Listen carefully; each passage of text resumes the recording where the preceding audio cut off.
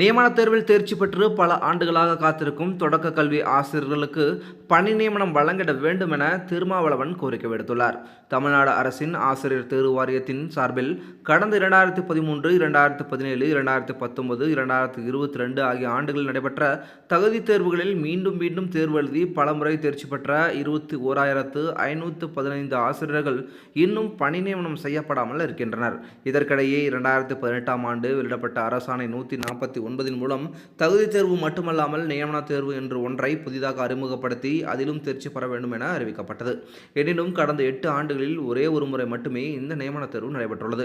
2021இல் 730, 2022இல் 3987, 2023இல் 6553 என மொத்தம் 2023ஆம் ஆண்டு வரையிலும் 11,270 காலிப்பணியிடங்கள் அறிவிக்கப்பட்டு இன்று வரையில் நிரப்பப்படவில்லை.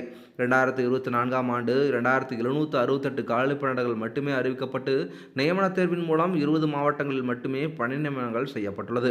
அரசின் சார்பில் வெளியிடப்பட்ட செய்திகளின் அடிப்படையில் தற்பொழுது தொடக்க கல்வி ஆசிரியர் காலிப்பணியிடங்களின் எண்ணிக்கை 26,428 ஆகும்.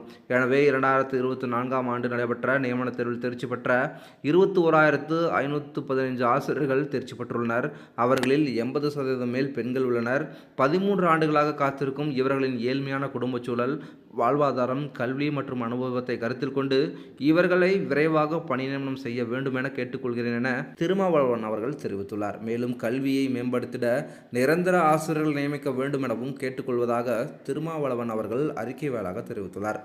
இது போன்ற மேலும் முக்கியமான செய்திகளை தெரிஞ்சுக்கணும் அப்படின்னா நம்ம சேனலை சப்ஸ்கிரைப் பண்ணிட்டு தொடர்ந்து நம்ம சேனலோட இணைந்திருங்க. மீண்டும் அடுத்த வீடியோவில் சந்திக்கலாம். நன்றி.